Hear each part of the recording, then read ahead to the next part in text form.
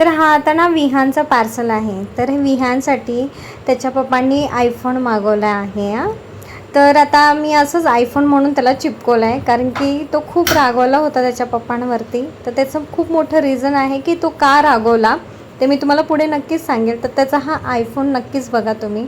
तर मस्त तो त्याचं एक्सप्लेनेशन पण देत होता की त्याला चार्जर आहे, प्लग आहे, सो गोष्टी आम्हाला सांगत होता, म्हणजे जसं आम्हाला काही माहीतच नाही. तर हॅप्पी आहे. तर त्याचं कारण हे असं आहे, पोको X8 प्रो. तर हा जो फोन आहे त्याच्या पप्पांनी मला घेतला, म्हणजे अहोंनी मला नवीन फोन घेतला. माझा जुना फोन 3-4 वेळा विहानमुळेच पडला आणि डिस्प्ले बदलून अक्षरशः 6,000-7,000-8,000 गेले माझे. 4 वेळा डिस्प्ले बदलला. मग त्यांनी वैतागून शेवटी मला फोन घेतला. तर ठीक आहे, डेली यूजसाठी आम्ही घेतला आहे. मला काय इतकं म्हणजे मला एवढं क्रेज नाही आहे मोबाईलचं. पण आता सध्या मी व्हिडिओज बनवते यूट्यूबवरती, म्हणून मला पण वाटलं की चला घ्या. तर त्यांनी मला छान असा डिस्प्ले लावून दिला, वॉलपेपर, आणि एव्हरीडे क्वीन पण माझा असा टायटल त्याच्यावर ठेवला. तर ह्याचं तुम्हाला सांगायचं राहिलं तर ना, तर बेसिकली त्याचा डिस्प्ले ना 6.67चा AMOLED आहे. म्हणजे स्मूथ स्क्रोलिंग वगैरे होते त्याची, ब्राईटनेस पण छान आहे, कलर वगैरे छान आहे त्याचा. त्याच्यानंतर अजून काय, त्याचा प्रोसेसर पण खूप पॉवरफुल आहे, म्हणजे गेमिंगसाठी पण बेस्ट आहे. तर म्हणून तर आम्ही घेतला तो. म्हणजे तुम्हाला तर कळलं असलं आता. कॅमेरा 64 MP आहे, म्हणजे मेन कॅमेरा जो त्याचा असतो तो. तर फोटो पण ठीक आहे, म्हणजे डेली यूजसाठी तो चांगला आहे. त्याची बॅटरी पण 5000 mAhची आहे, म्हणजे फुल डे इझिली तो चालू शकतो. मला 2 डेजची चार्जिंग राहू शकते असं म्हणजे त्याचं होतं. पण मला वाटतं फुल डे चाललं तरी खूप आहे माझ्यासाठी.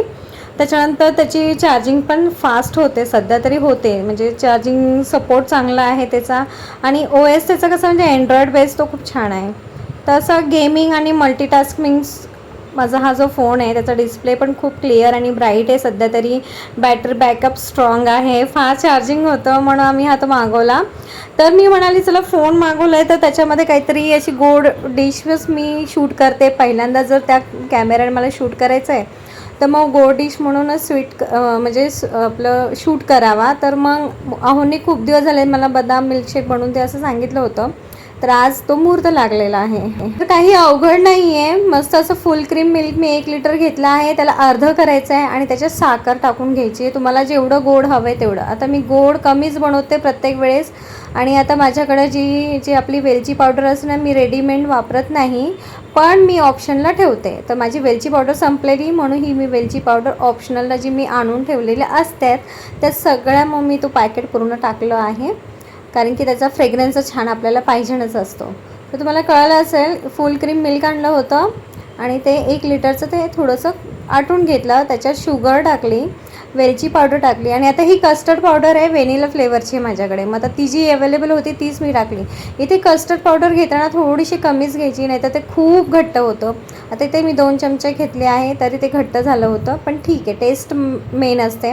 आता ही जी बदाम पावडर मी जी बनवली, म्हणजे बदाम पेस्ट दुधामध्ये बनवली आहे. रात्रभर बदाम भिजत ठेवून त्याला सकाळी त्याची सालं काढून असे मस्त ते मी दुधामध्येच वाटले. तर असं बदाम पावडर प्लस हे कस्टर्ड दुधामध्येच मी मिक्स करून घेतले. तुम्ही पाण्यात पण घेऊ शकतात. सगळं एकत्र करून टाका ना आणि मस्त हलवा, त्याला आटवा, बारीक गॅसवर हलवत राहा, त्याला खाली लागून देऊ नका. जेवढी कन्सिस्टन्सी तुम्हाला बदाम मिल्कशेकची हवी तशी ठेवा. आता ही कन्सिस्टन्सी अशी आहे, पण ती जेव्हा ती फ्रीजमध्ये थंड झाली तर ती खूप घट्ट झालेली, आणि पण टेस्ट मॅटर होतं, म्हणून आम्ही खूप छान आवडीने खाल्लं. तर त्याचा व्हिडिओ मी नक्कीच अपलोड करेन नंतर. आणि इथे आता ट्रेनिंग सुरू झाली आहे मोठ्या मुलाची. आता त्याला सध्या चहा बनवायला आम्ही शिकवलं आहे. ही त्याची 2री का 3री वेळ चहा बनवायची. तर एन्जॉय केलं त्या चहा. आणि संध्याकाळी आता काय सध्या भूक लागत नाही कोणालाच, म्हणून गरमी असल्यामुळे, उन्हाळा असल्यामुळे. तर अहो म्हणाले मस्त असं गरम गरम वरण भातच लाव, काही बाकीचं करूच नको. तर मग आता वरण भात लावला तर आहे, मग तोंडी लावायला काय, म्हणून मी असं मस्त मिरच्यासुद्धा तळल्या, कारण की वरण भाताबरोबर असं तळलेल्या मिरच्या खूप छान लागतात. आणि इथे वरणाला मी फोडणी करते ना, तर ती फोडणी मला थोडीशी अशी लालसर हवी असते, म्हणजे लसूण अशी लालसर झालेच पाहिजे. आणि मग मस्त इथे मिरच्या वगैरे तळल्या. आणि आम्ही खूप, म्हणजे आमचं फेवरेट आहे रात्रीचं जेवण म्हणलं ना, वरण भात आणि सोबत तळलेल्या मिरच्या.